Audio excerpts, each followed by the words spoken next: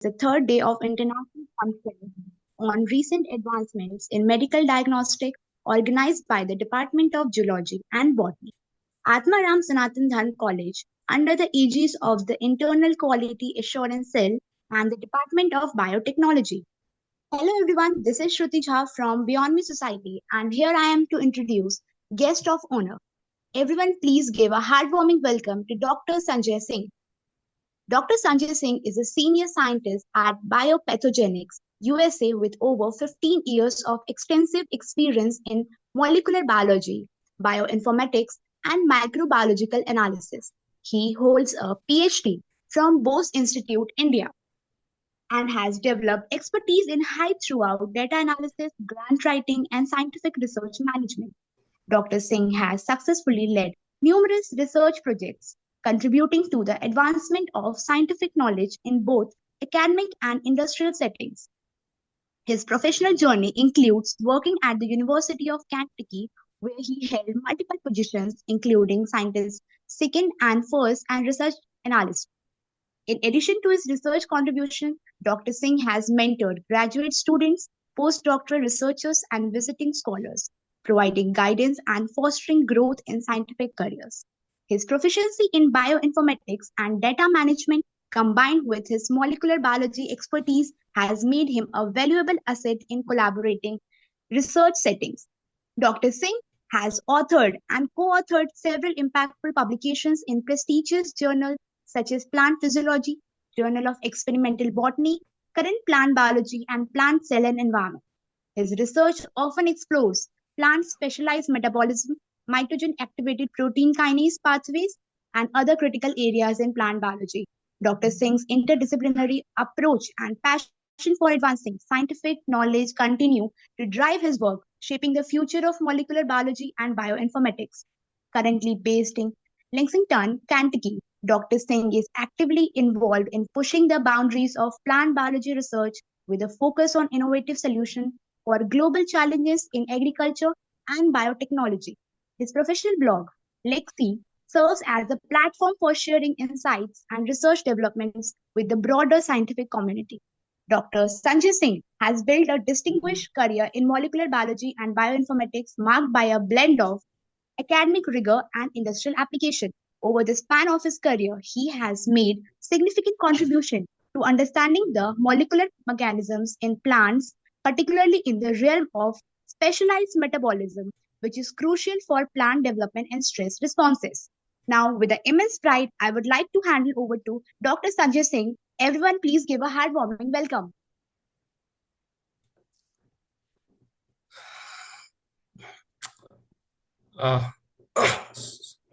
Good morning, everyone. I hope everyone is getting me. And first of all, thanks for this prolonged introduction, Ms. Shruti, and I'm really flattered.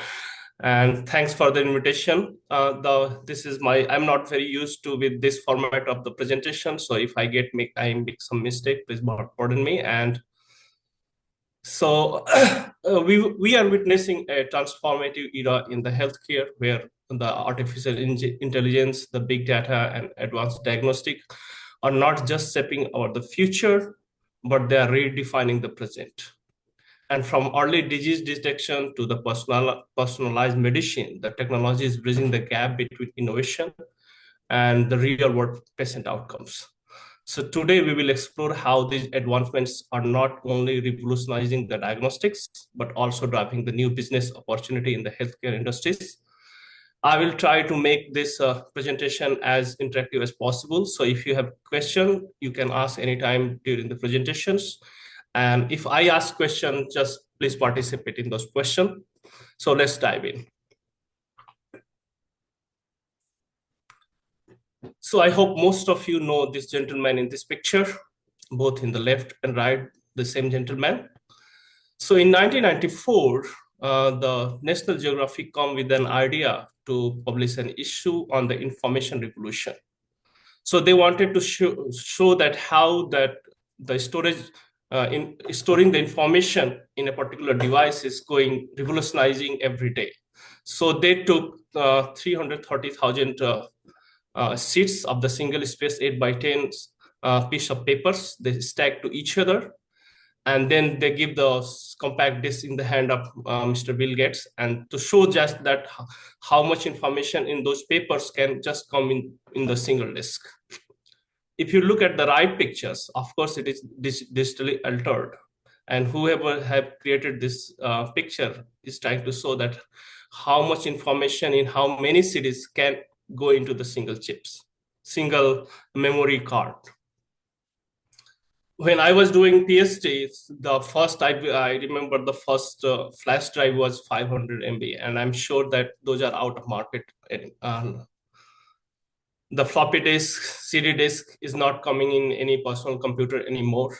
So all I want to show, I want to say that evolution is part of our journey, and as Buddha say, you can only lose what you cling to. It means that the source of suffering comes from the attachment and holding on those things too tightly. If you let it go of the attachment, you cannot experience the pain of loss. So move on is the only strategy or only option for us. Let's go to the future. In December 2024, Google announced the first quantum chips, and they name it Willow. So they claim that Willow can reduce the error computing error exponentially, which was the key challenge for the quantum computing for almost 30 years. And they also claim that Willow can perform any standard benchmark computation in less than 5 minutes, which will take any today's fastest supercomputer almost 1,000 years. So you can imagine how much computational power is going to be in our hand in next few years. And funny part is when I was working on these slides yesterday, Microsoft announced their own quantum computing chips, and they name it Majorana 1. And they claim that Majorana 1 is capable of solving meaningful and industrial scale problems in years, not in decades. So the computing power is going to be going to take a big jump in next few years, and it is going to change everything, I believe. So let's come to the evolution of the medical diagnostics. So we know that medical diagnostics have come a long way from the early days of symptom-based assessment to today's AI-driven precision medicine. Each breakthrough, from the microscopy to molecular diagnostic, has brought us the closer to the faster, more accurate, and personalized healthcare. As we explore this evolution, we will see how the emerging technology are shaping in the next frontier of medical diagnostic and transforming our patient care. So as most of, I don't know when I was kid, you go to the doctor, they will check your pulse and everything. Nowadays, those things will be gone. Those will be the things of the history very soon. So what is how the evolving landscape of the medical diagnostic looks like now? So the landscape of the medical diagnostic are evolving at extremely high pace. What was once reliant on the conventional lab test is now being transformed by the big data and the next generation technology. And these innovations are not just improving the accuracy and speed, but they are also reshaping the entire healthcare systems. And there are several ingredients which are making them more efficient, like the automation, which is adding the accuracy and speed and the predictive analytics, the adjustability, the accuracy of those point of care testing, which is making them faster and portable. That is another important part of the diagnostics. And of course, the accessibility. So people can access it easily. So for example, if before it was the microscopies and the immunocytochemistry or immunohistochemistry, now the next generation sequencing or digital pathology or gene expression profiling are adding the more layer to those diagnostic techniques.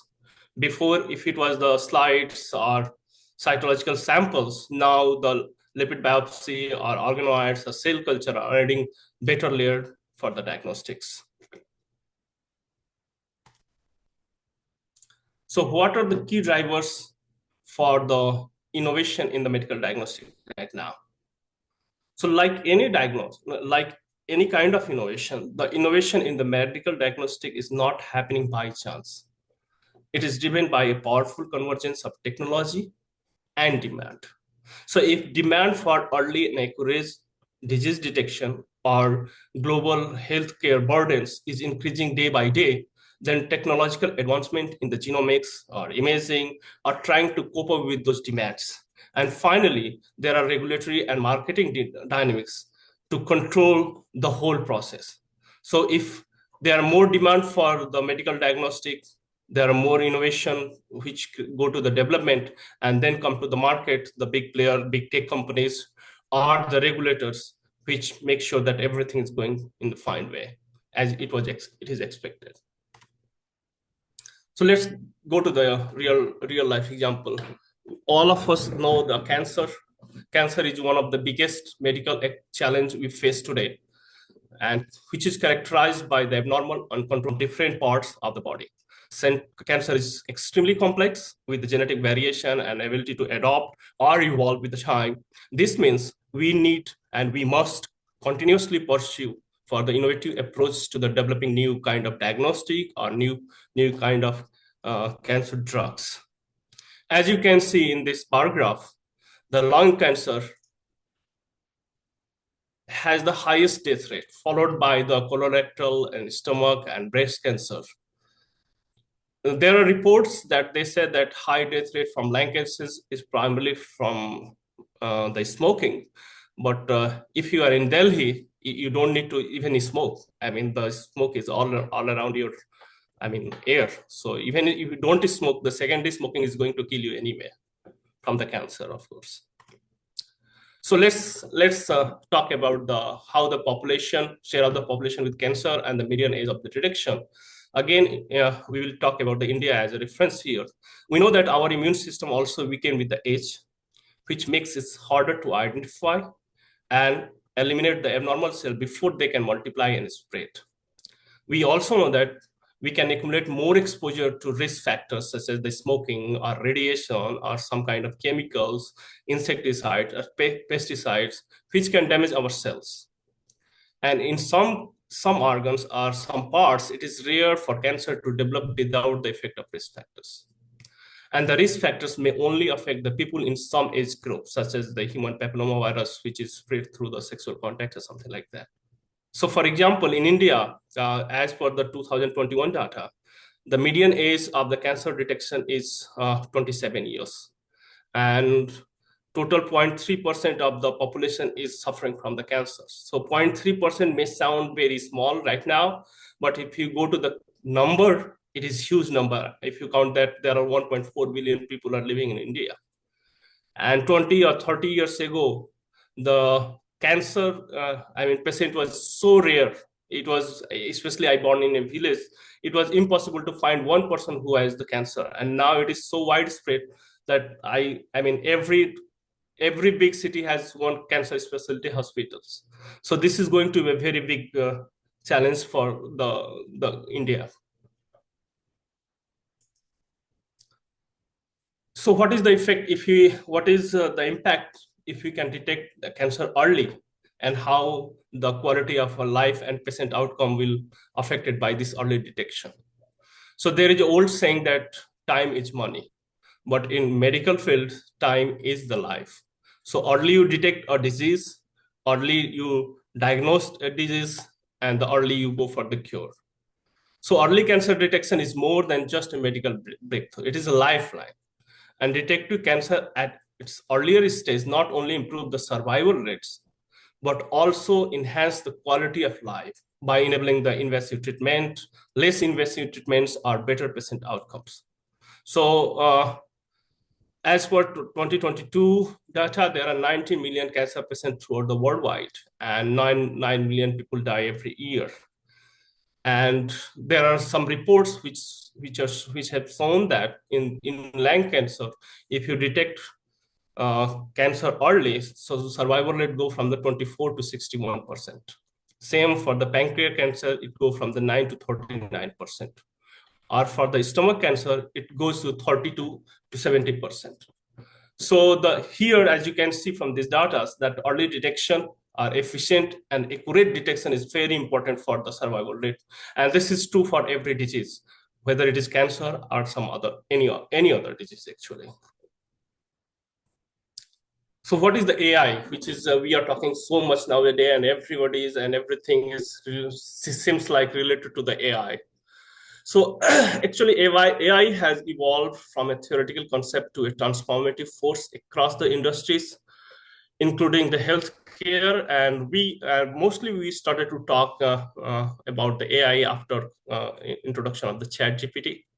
So we started as the AI started as a rule-based systems and has now advanced into the deep learning and predictive analytics and revolutionizing the every industry, including the medical diagnostic, the treatment plannings, or the patient cares. So AI is overall a concept of creating intelligent machines that can mimic our human cognitive abilities. And there are three major parts of this AI. You can say that one is the ML, that is machine learning, and NLP, that is the natural language processing, and then the deep learning, DL. So machine learning is a method within AI where computers learn patterns from the data and without explicit programmings and allow them to make prediction based on those new data. The natural language processing is a field within AI that focus on enabling computers to understand the process of human languages, including the tasks like sentiment analysis, the text analysis, the text summarization, something like that. And deep learning, it is in between these two processes, which is a powerful subset of machine learning that employ the artificial neural networks with the multiple layers of learned complex pattern from the data. And that can be the part of both NLP and ML. So actually, initially in the 1940s, or you can say the 50s, AI was primarily for the academic research topic.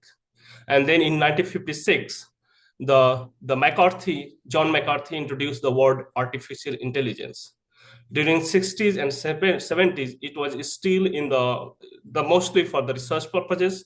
But in 90s, 80s and 90s, if you remember in 1997, the IBM supercomputer Deep Blue beat the chess champion Gary Kasparov, and that was a part of you can say that was a part of the evolution of the AI.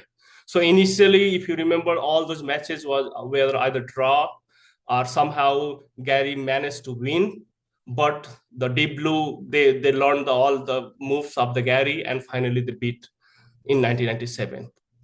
And by the 2000, AI research continued to evolve, focusing on the NLP and the computer vision, which finally led to the virtual assistants like we are using, like Apple has Siri, or Amazon has the Alexa. I think Google has their own Gemini. So now, I mean, we are working with our own personal assistant, which is a form of artificial intelligence. So what are the emerging technology in the medical diagnostic life right now? So pie of medical diagnostic is actually composed of several parts, which include the AI or the POCTs, or genome sequencing technology, or the telemedicines, or remote diagnostics, or the 3D printing in diagnostics. So all these factors are evolving one by one, or simultaneously they are evolving to make the molecular diagnostic more complicated.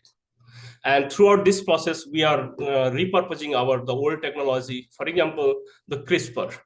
CRISPR was originally discovered in the bacteria as a defense against the viruses.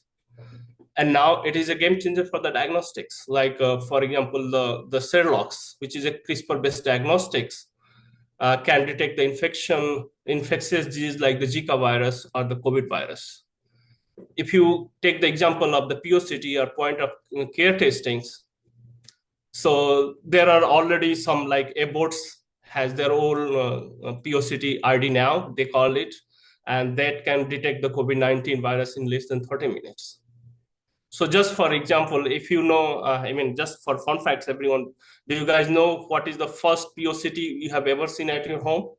Please reply if you, I mean, whatever is the POCT you have used at your house. Same like imaging innovations or the smart watches, those are all part of the emerging technology in the medical diagnostics.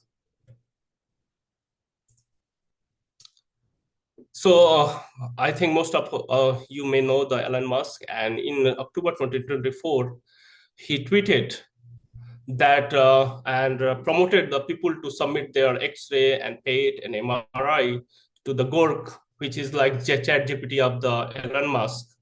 And if you submit those images, the GORC will analyze your images, and the concept is and tell you that whether it is there is an anomaly in those images or not, and tell you that okay, you have problem or not. So that's how the medical imaging has evolved so far now.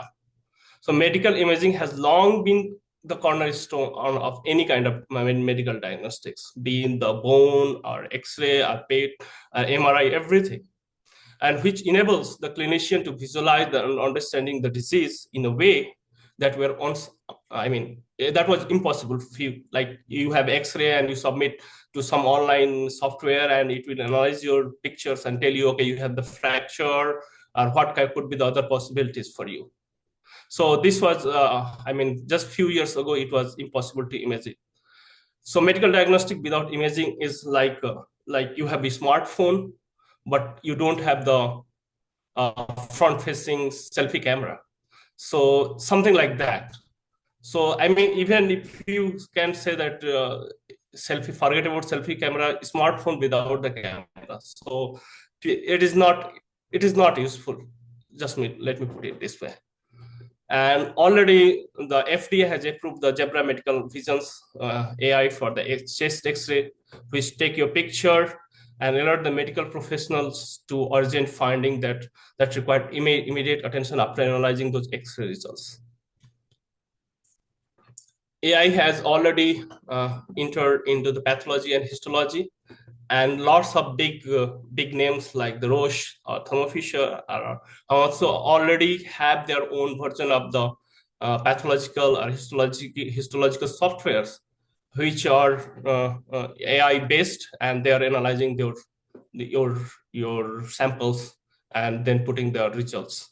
So we know that pathology and histology are the heart of diagnostic medicine, and which offer the deep insight in disease mechanism at the cellular level. So with rise of the digital pathology and AI-driven analysis, these fields are becoming more efficient, accurate, and accessible. So for some examples are like PathAI or Google DeepMinds or Roche's UPath. So these are some softwares which are pathology and which are being used in pathology and histology. Then come the molecular diagnostic and omics data.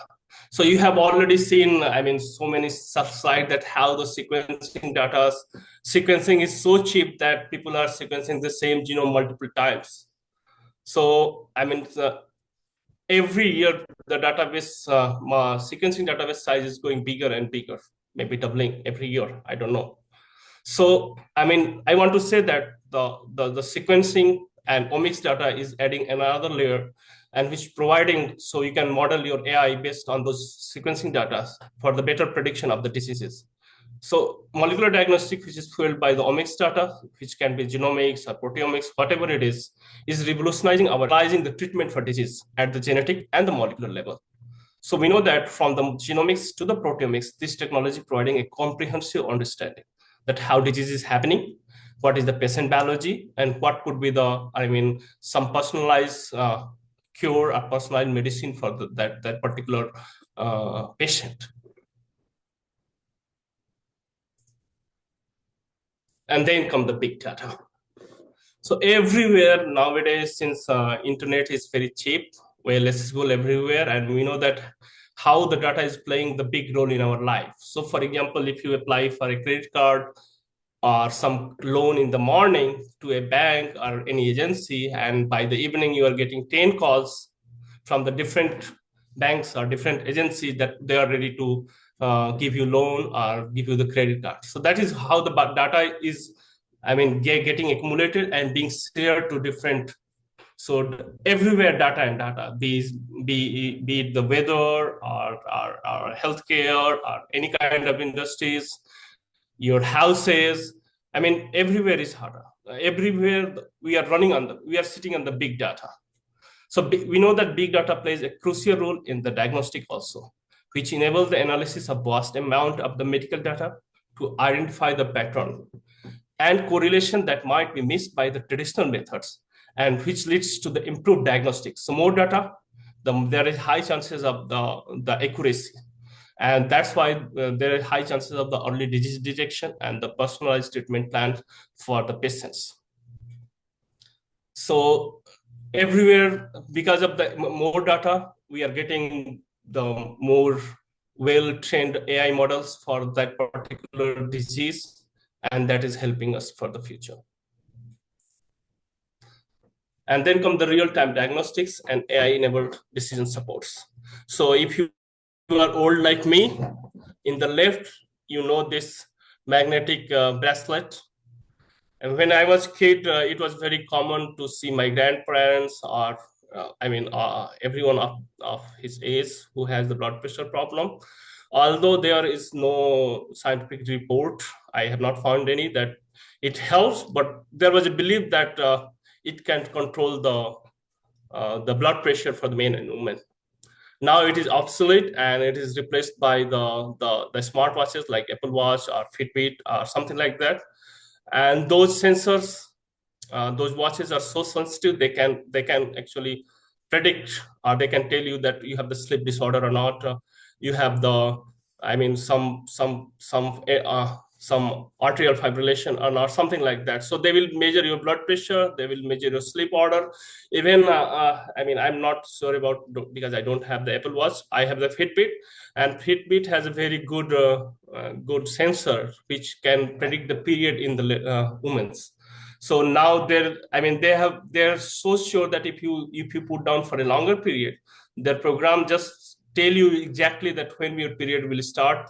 So this is, that is how the wearable technology is changing. And in future, maybe it is going to be the more diseases. These wearable watches or wearable tools can detect more diseases that will help for everyone. So what are all these AI and big data is good, but what are the challenges? What are the challenges the industries or the public or the private sector is going to face because of this big data and AI? So while AI actually, the AI-driven diagnostics hold the immense promise, we all agree with that.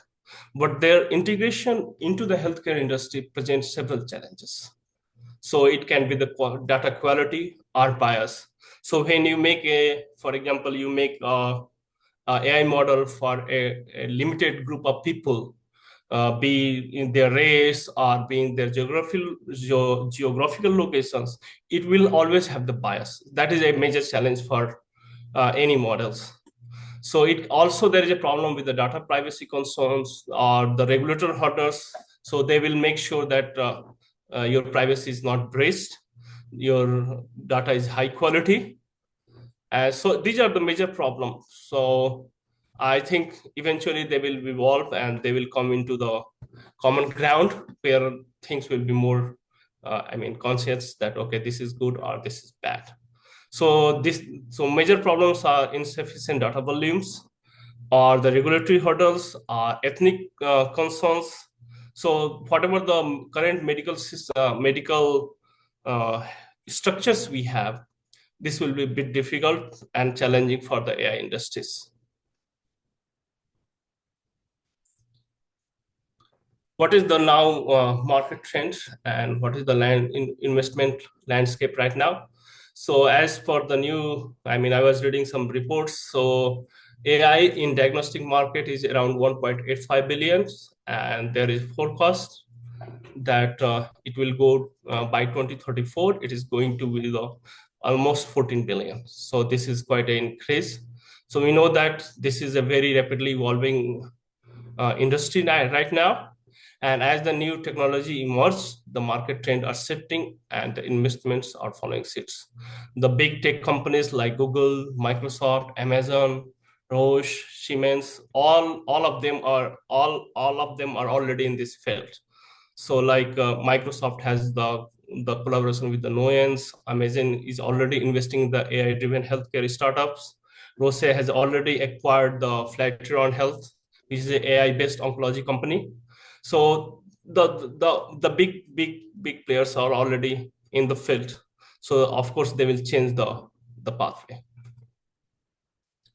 So final remarks from my side. So I like to watch lots of movie, and there is a very favorite movie of mine is Maryada. If you watch, you should watch that. Mala Sinha, Rajkumar, and Rajesh Khanna.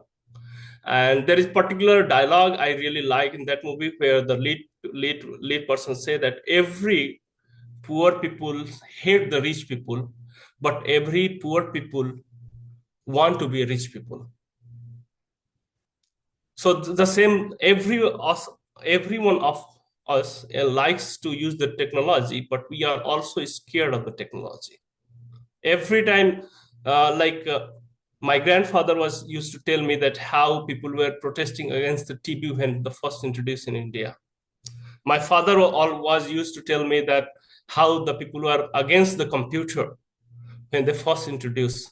And maybe I will tell my grandkids that how people were opposing the AI. Maybe some people, because in few years back, I remember in Indian election, a political party say that if they won the election, they will remove the computer from the offices. And we know that this is not possible. So we are always scared, but I think things will be changed. For example, I recommend most of you to read, if you can, the very nice article by the Mark Anderson in 2011. He write on the why software is eating the world, and he argued that how the softwares are going to lead the world. In 2016, another article comes which is saying the software is still eating the world. And then after 10 years, 2021, article comes the 10 years later, software really did it the world. So if you check carefully, everything in our life, from the being the home, hospital, traffic, wherever you go, everywhere the software. Even, I mean, we used to tell our kids that don't go to the stranger, don't talk to the strangers. Now we use the taxi app and we hire a stranger to go with the stranger to the wherever we want. So that's how the softwares are changing. So if you put it into the health sector perspective, 60% of the labors constitute the largest percentage of the hospital expenses, that is 60%. And I believe the AI is going to change this scenario very soon, because in US banks are already accepting that they have covered 2/3 of their work with the AI, so they don't need any human intervention. They just need the AI. So same thing is going to happen in the medical field also. So lots of things will be replaced by the human intervention, and most of things will be done by be it with the drug discovery or drug design, or if you go to the healthcare, everything will be done by some robot or something like that. Yesterday, I was reading an article, and that is nothing surprising, where Microsoft says that AI tools such as the Copilot or ChatGPT is going to affect our critical thinking at work. So if you remember those the traditional telephone days, I remember most of my friends who had the telephone used to remember 50 and 60 phone numbers. Now we hardly remember one or two phone numbers. So all our memory power or critical thinking powers are going to affect it. So these are the different scenario, and I believe some way we will manage it, survive it as a species. Thank you very much for your attention. Please, if you have any question, I will try with my best to answer those questions. Thank you for your attention.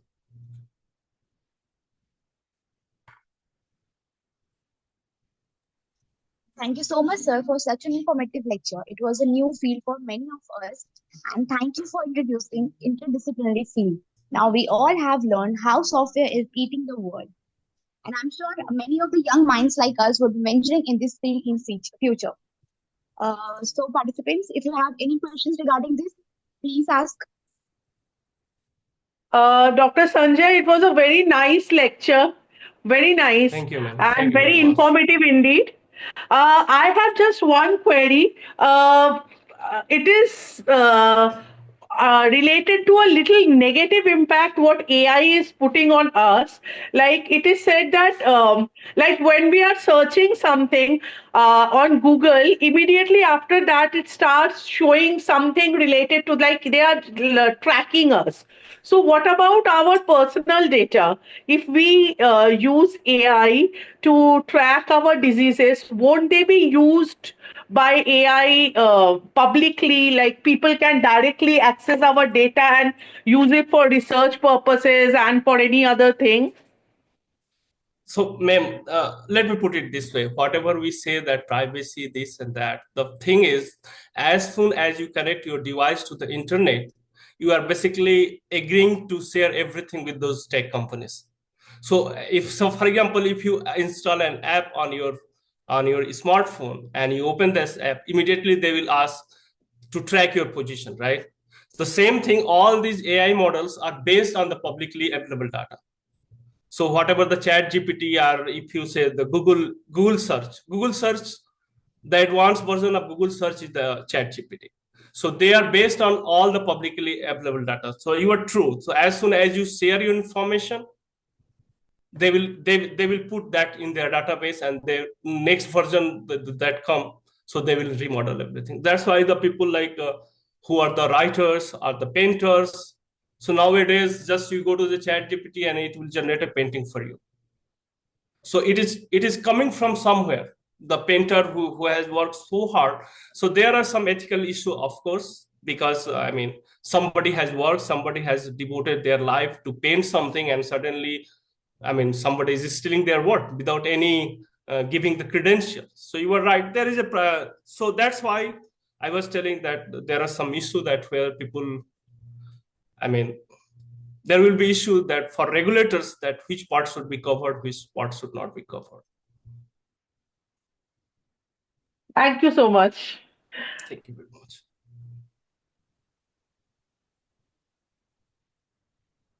much. Is there any more questions?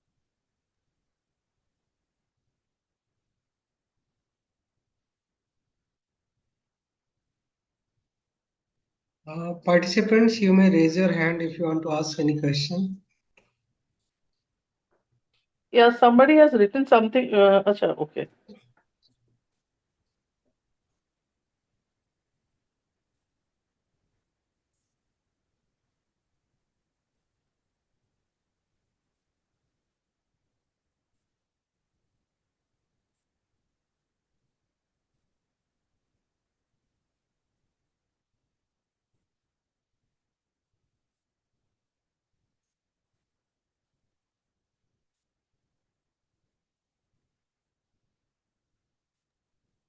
No question, ma'am. You may proceed. Okay.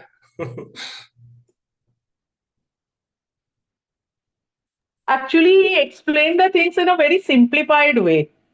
So it's quite it was quite interesting. Like it is perfect for our students. For the student level, it is perfect. Thank you, Dr. Thank you, Sanjay, ma'am. for Thank you, simplifying ma'am. the things. Actually, yeah. Thank you very much. Thanks for the invitation. No, it's our pleasure to hear you and Okay. learning new technologies. So somebody has Okay. There is one question. Yes, ma'am. So question is, why only cancer diagnosing is easy using AI? Why can't other disease have it? So actually, I give the cancer as an example because everyone can be correlated with that disease, right? But it is, I mean, AI can be used in any kind of diagnostics. As I can say, like for example, if you are wearing the Fitbit watch, I don't know how many of you use, but like if you use any kind of smartwatch, say it's Samsung's or Apple's, I use the Fitbits. So that is kind of AI. So they are, I mean, they are so sensitive. I was amazed the way it is working. So it is the fact is AI can be used any diagnostic, not in the cancer. I give the cancer because it is more relatable to everyone, but it can be used for everyone. Like I give the example for imaging. So for example, X-ray, you have X-ray. So traditionally we go to the X-ray shop, and then they print your X-ray. I don't know how does it work nowadays, but I mean, in my time, and you go to the doctor and they will see your X-ray sheet and they will tell, okay, you have the problem.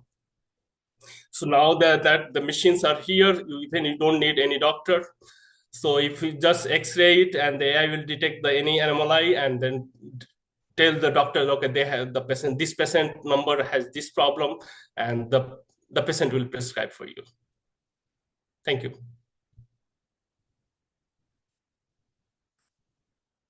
Ma'am, I cannot hear you.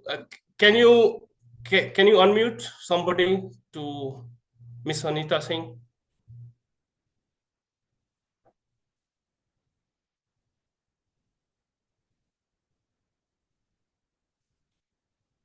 Thank you.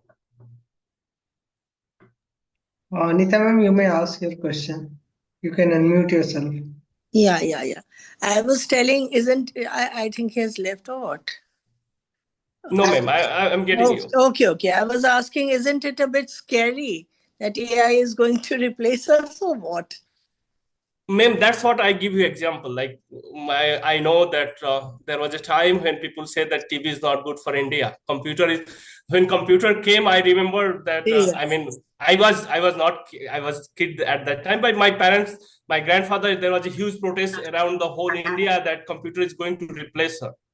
So the thing is that eventually we evolved. We got something like when I was in college, PCO was everywhere. Okay. Now it is hard to find a PCO, but all those people are gone. No, they find somewhere. So I believe we will get something. As a species, we are intelligent enough to get something. So yeah. Yeah. We need some Sanjay to use or to be there to take care of, right? So as a species, I have fully faith. So we can get it. Yeah. Thanks a lot. It was really a thought-provoking one, and the students enjoyed it. Thank you, ma'am. Thanks. Thank you so much. Okay, Dr. Vandanarani say that want to ask question. Yes, ma'am, you go ahead. Please ask.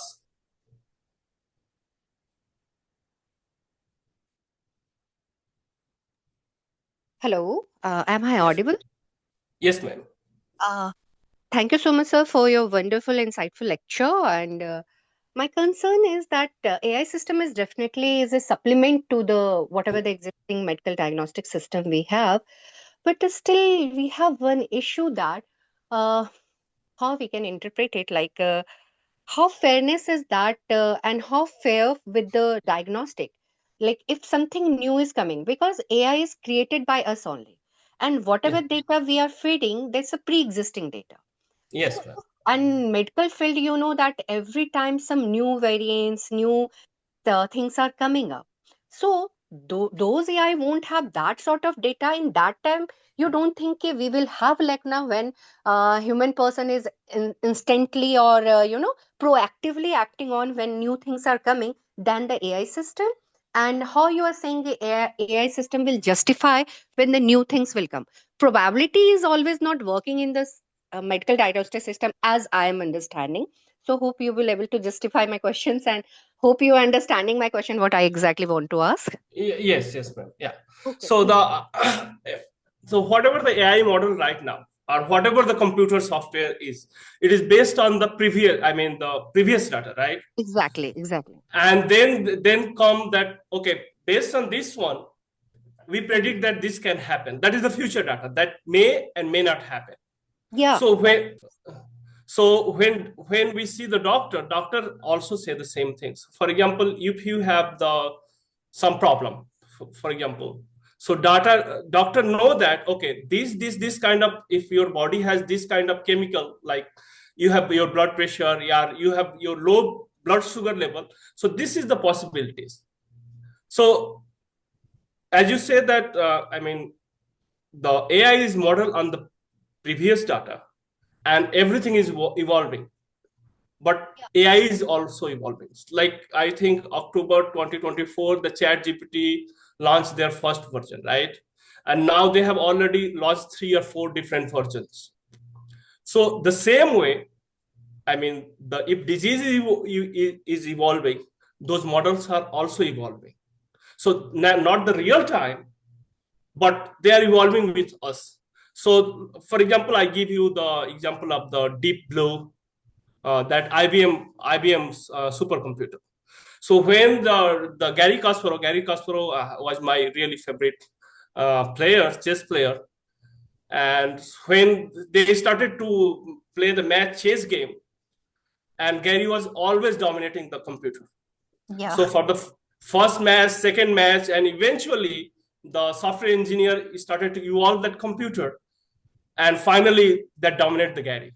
So it will be like the science fiction movies. So eventually you never know, somebody will be suppressed by the computer. So yeah, it is scary, but as I told that I have a faith as a species, we will find a way. Thank you so much, sir, for your Yeah, answer. thank Oh, you. Is there any more questions? Yes, Dr. Tushar Sehgal wants to say something. Thank you, sir. Yeah. Hi, I'm Dr. Tushar Sehgal from AIMS, Delhi.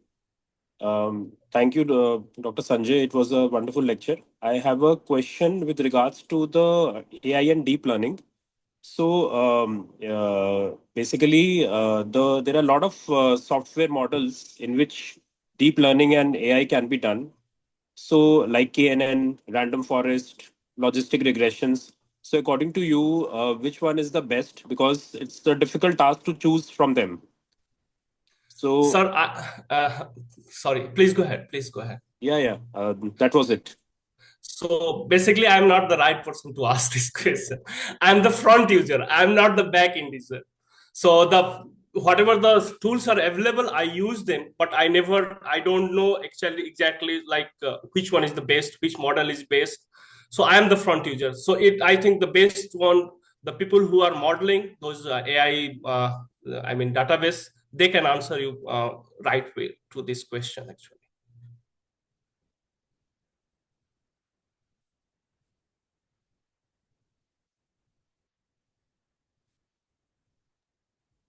All right. Thank you so much. Thank you, sir. Thank you very much.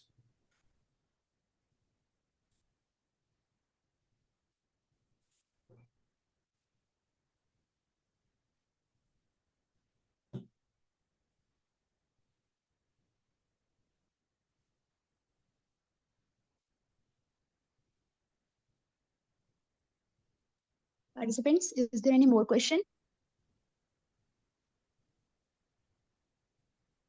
Okay then. Thank you so much, sir, for such an amazing and interactive lecture. It was an honor to be the part of such a great webinar. I would like to request participants to kindly fill the feedback form after this session. It is important for your attendance records. You will be provided with the feedback link. It is there. Now we are taking a break for 15 to 20 minutes. We'll resume this conference by 11 a.m. Thank you so much. Thank you, everyone, and thanks for the invitation and your attention. Thank you very much. Thank you, Dr. Sanjay. Thank you for Thank you, taking ma'am. time out for us. Thank you. Thank you very much. Have a nice day. Thank you, sir.